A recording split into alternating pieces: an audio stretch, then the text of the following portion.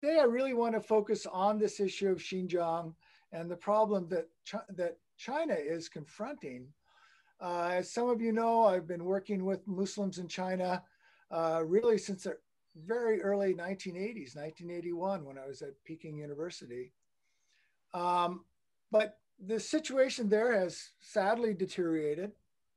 And yet China has grown in its influence around the world. And Xinjiang is at the crossroads of the Xi Jinping Belt and Road Initiative, which will be his signature legacy initiative. And I wrote this piece for the Hoover Institute at Stanford when it became clear that some of the events that were taking place in Xinjiang were very troubling, particularly these so-called re-education centers. And I think I was one of the first to link this program with the Belt and Road Initiative. And that piece is widely available. If you're interested, I can also send it to you at my email at the end.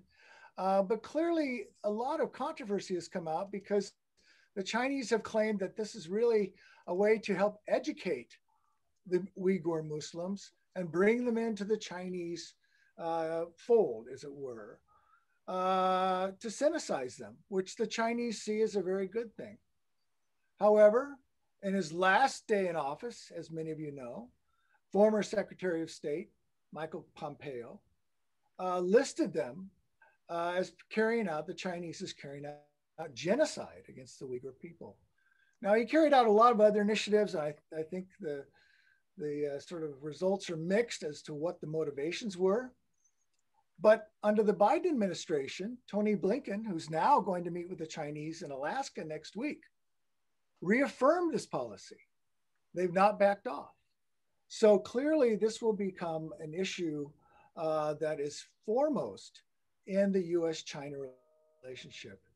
Something that when I started looking at this area 30 years ago, people thought it was on the frontier, not of great importance to the Sino-US relationship. But of course, there are a lot of Muslims in China, as I tried to write about very early on. And the population of Muslims in China extends not just to Xinjiang, but across China. Many of you have lived and traveled in China, enjoyed the Hui Muslim food. I began to start studying the Hui and the Uyghur and looking at the China minority policy, which listed Muslims originally under the nationalists and Sun Yat-sen all as Hui. But under the communists with Soviet influence, they broke them out into 10 separate Muslim minorities, and of which the Uyghur and the Hui are very, very high up there in terms of the numbers of minorities. Minority policy is so important in China, they would put these minorities on their money. And it's been a critical influence in China's foreign relations as well as its domestic policies. Now, of course, you all know that China is a multi-ethnic, multilingual country. But it was Lu Xunpai who first pointed out that China really was an empire seeking to be a nation, something that Rick Hornick has written very extensively about. This sort of imperial tradition in China that has only loosely made it into the nation state era. And it's this uncomfortable accommodation, assimilation, integration of these multi-ethnic minority populations that has been so problematic to the Chinese nation state. Now, I just want to briefly introduce the situation with the Hui and the Uyghur, primarily because they're the largest Muslim groups. I first started studying with the Hui when I was a student at Peking University. There's a little mosque right outside the campus.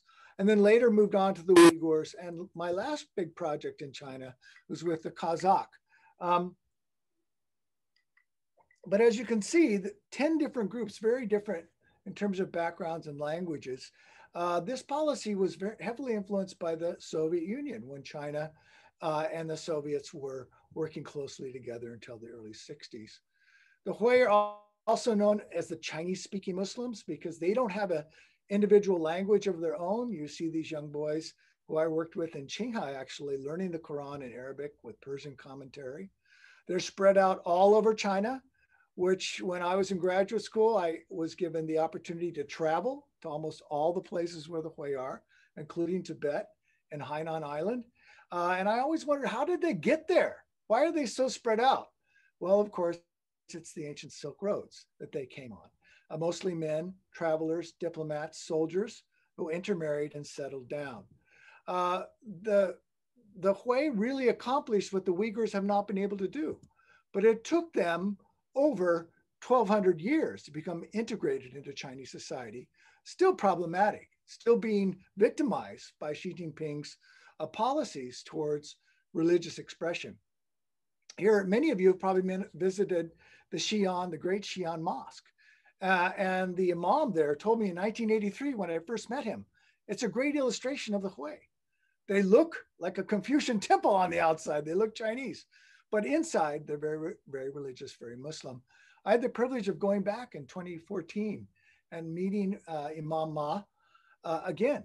And he's still preaching, he's still engaged, but yet he also confessed to me that things were getting more difficult for Muslims in China.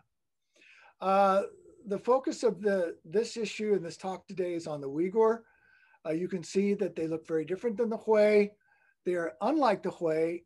They are concentrated in Northwest China in the Xinjiang Uyghur Autonomous Region. One of 5 regions. The Hui also have their own, as well as the Tibetans. But in this case, this is named after the Uyghurs. And I think this is why people find it so troubling, that the Xinjiang Problem, this vast region, 1/6 the size of China, the largest territory in China, autonomous region, is named after the Uyghurs. And yet they are the focus of this campaign, this re-education campaign. It's been a troublesome region for China, a history of rebellions. We tried to spell this out in a book in 2004 that came out. I have it here, that Fred Starr edited. I had 2 chapters in this book.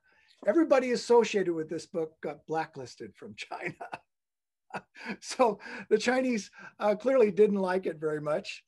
As I just mentioned, I have been able to go back on a limited basis. I've never been back to Xinjiang since 2004, but I have been to Xi'an and I've been to Hainan Island recently, mainly because I've been working on other projects related to the hump, where my father was a pilot in Southwest China. But the Chinese were claiming that the Uyghurs were terrorists, were violent. Many of us scholars in the earlier periods, the 90s, early 2000s, were saying, wait a minute, the Uyghurs are maybe civil unrest, protesting, but not terrorism. Unfortunately, we were proved wrong in that book about that. Gradually, in the early mid-2000s, there were various acts, really beginning in 2008-9, that could be qualified as terrorists, even in Kunming in Yunnan, far from Xinjiang. So this, I think, was what prompted China to begin its crackdowns. And they came up with a uniquely Chinese idea. Let's re-educate them. Very Confucian idea. My great colleague at Manoa, Roger Ames, would argue that for the Chinese, this is a positive policy where you can help people to become Chinese through education. It's not a racist policy where they become exterminated by race. So I'm going to argue that the genocide that we're seeing in China is a cultural genocide. It's not an ethnic genocide. It's still genocide by any other name, but it's an educational genocide by trying to Sinicize the Uyghurs and bring them in and integrate them into the Chinese society. 中国化, to make them Chinese through these re-education centers. Unfortunately, these centers have become prisons and camps. And for Xi Jinping, he argues that cultural identity is the deepest identity. And it's that the soul of every minority, every Minzu. So it's clearly on his agenda. Now, he visited this region in 2014, and there was a large explosion near where he was speaking and visiting. And I think from that point on, he decided he had to cure this problem or he could never launch his Belt and Road Initiative. Now, most of us scholars at the time, after 9/11, said they're just using the Uyghurs as a scapegoat.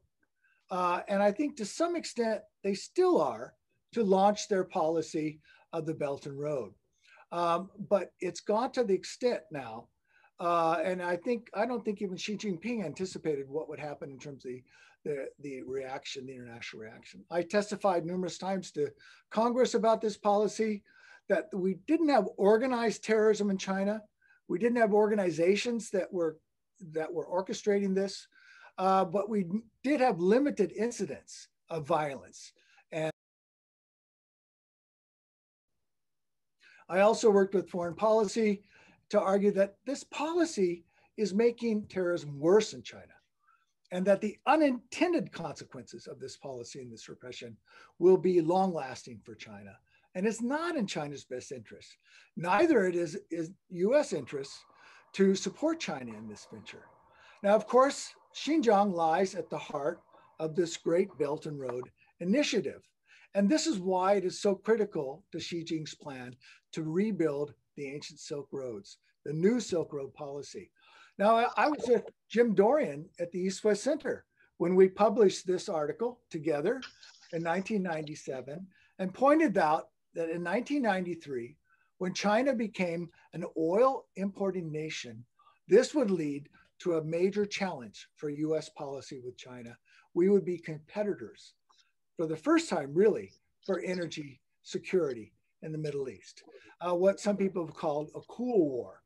But as an old surfer that surfed in Hawaii, I can say it's not a very cool war. It's going to be much more cold for all of us, and it's going to involve all of us, particularly those of us that are concerned and live on the Pacific Rim. This Silk Road Initiative is not just overland, of course, as you know, it goes around India. Interestingly enough, India is being encircled in this policy, and it goes right through Xinjiang. It does mimic and follow the ancient maritime roads, but it's the overland routes that take it through Xinjiang and down into Pakistan to give China warm water ports. Also, Burma is a very important piece in this puzzle.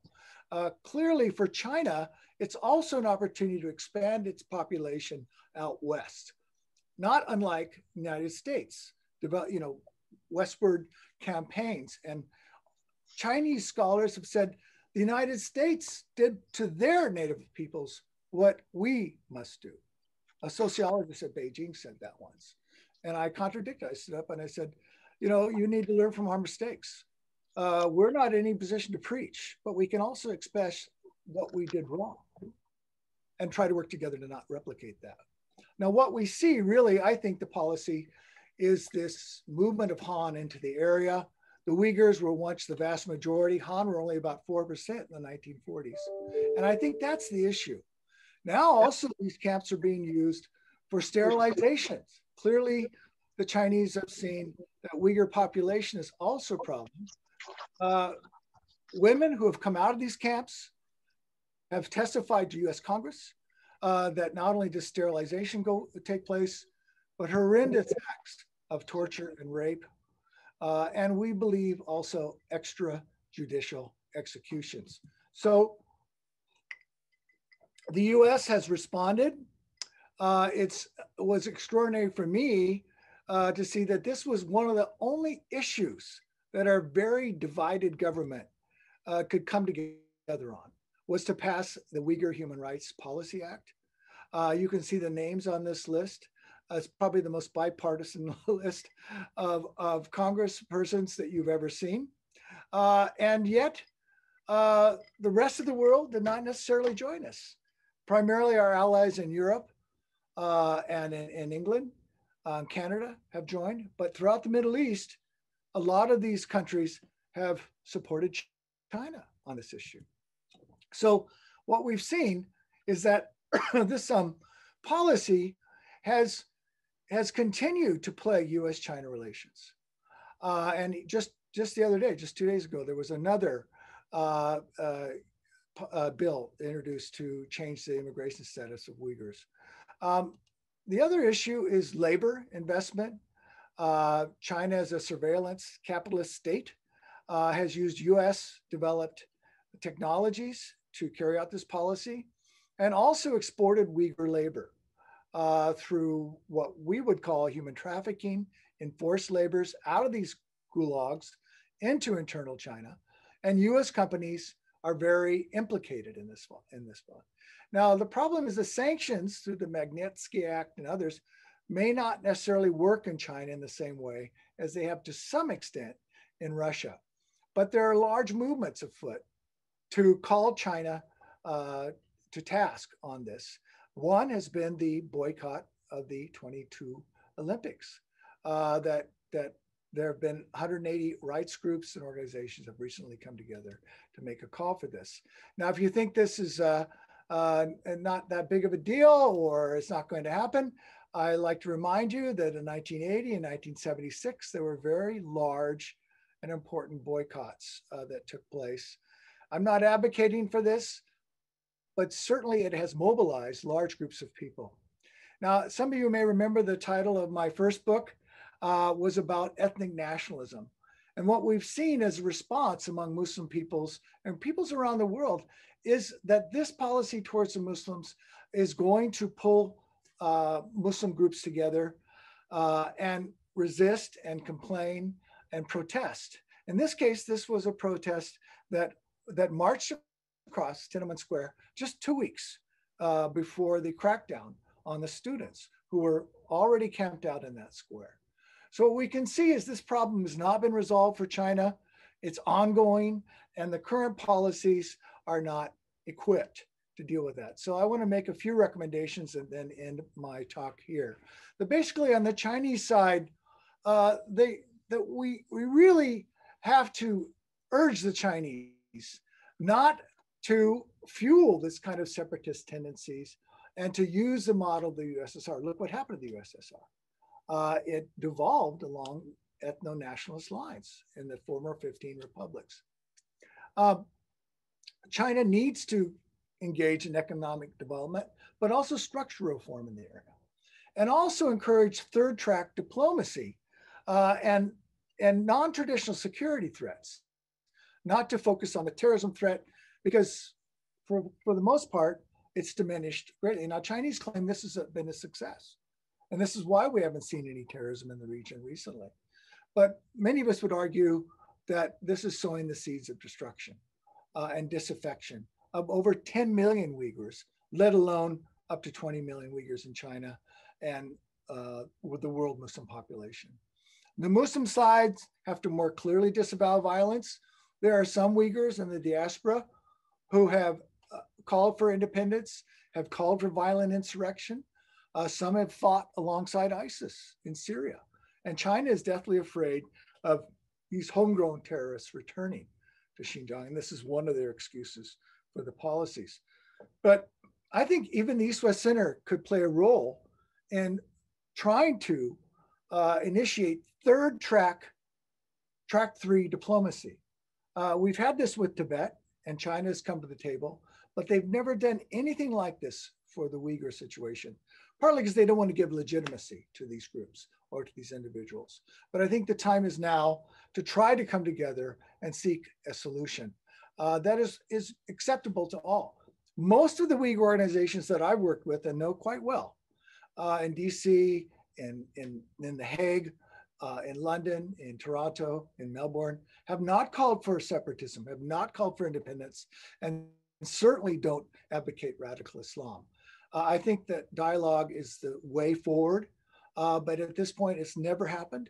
And some people think it won't happen. I'm more optimistic on that regard. But I think we have a role in the West. I think our voices have to be raised because Uyghur voices are being silenced. But also, I think we have to realize that the world's problems can only be solved if we work together with China and with the other major players in Eurasia, Russia, to solve issues like global health, pandemics, as well as climate change. I mentioned that my father was a hump flyer in World War II, flying from India to Yunnan to fight alongside the Chinese. I think that's how we solve world problems, by cooperation, by dialogue, by mutual understanding. And that's why I've always enjoyed my long association with the East-West Center, because the East-West Center still and has always standed for those kinds of goals. And I'm delighted to be with you today, and I look forward to your questions. Thank you.